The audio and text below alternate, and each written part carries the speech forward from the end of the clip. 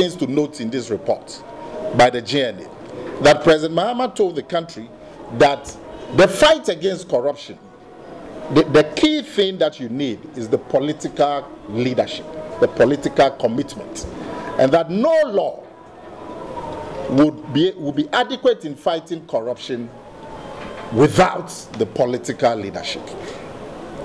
And he said that if the NDC came into office, one, they would change the Serious Fraud Office into an independent commission.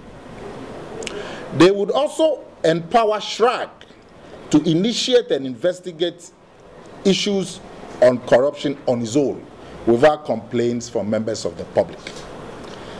Now, these commitments that President Mahama, then running mate, made in 2008 about the serious fraud, it hasn't happened. About the SHRAG, it hasn't happened. And these are just pieces of legislation, just amending the laws. In 8 years, it has not happened. Clearly, the political commitment has not been present. Also, in 2008, this is also, this was during the launch of the NDC manifesto. And this is a report captured in the Daily Graphic of 6 October 2008. And in this report,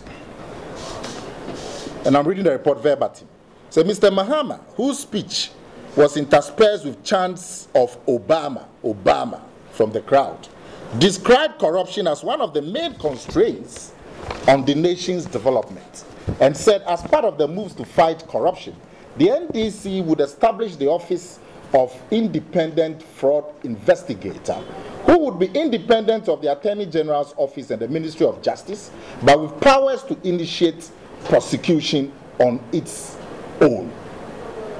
Then he repeated that the party would amend the constitution to review the authority of SHRAG for them to be able to initiate investigations on their own and so on.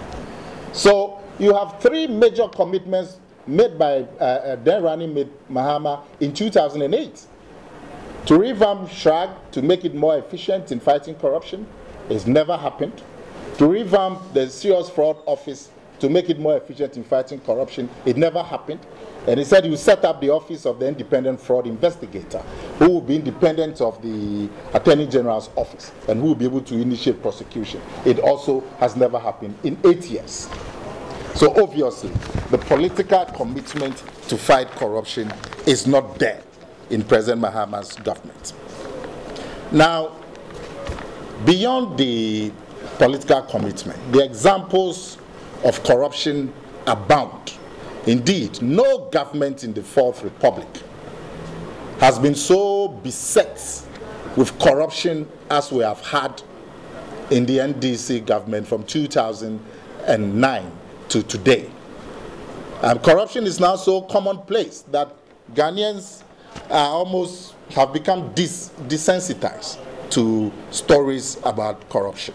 I mean, we all know of the issues regarding SADA, where the government thought that giving the private sector monies to rear guinea fowl was going to be an antidote to corruption.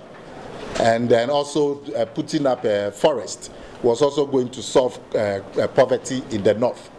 In the event, nearly $30 million was pumped into this guinea fowl rearing and into this afforestation. To date, we have not seen any guinea fowl, and we have not seen any forest, and almost $30 million pumped into it. We haven't seen a peswa retrieved for the taxpayer. So, and you wonder how that could happen, but that's exactly what happened. Take JIDA, where a vehicle that had been set up to begin to provide young people with jobs. That vehicle, in 2009, was renamed JIDA and was turned into a vehicle for massive looting of taxpayers' monies. And we all know the stories, JIDA, where one company will be given a contract to train 20,000 people in tailoring, and then they will be paid all the money up front. no competitive bidding. They paid all the money to them, and then the company will end up training maybe 2,000. They will end up training 2,000, and the rest of the money is all pocketed. And then after finishing that, they will give that same company another contract to train another group of people, 15,000, and they'll pay all the money up front. I mean, it's almost like you are reading some Anansi stories, but these are the things that happen. Look at Smarties, for example, where they decided that putting President Mahama's photograph on buses was in the interest of the nation, and so they then proceeded to select one company, give the company the contracts, the company finishes the job, the company is paid, and after all of that, they then ask the company to bring a quotation. No. the company, the decision is taken, the company is selected, the work is done, payment is made, and after all of that, then when it became a matter of public interest, they then went back to ask the company for a quotation. If you are not in Ghana and you hear this, you will think it's somebody's imagination, but this is real. Woyome is another instance, Waterville another instance where there's clear collusion and connivance to steal taxpayers' monies, all under the President Mahama's watch. And this is also a clear example that President Mahama has not got a political will to fight corruption. And the things that he himself said he would do in 2008, he said that what you need to fight corruption is political will and commitment, and not the laws. That's what he himself said. So if there's massive corruption today, it is due to the lack of political will.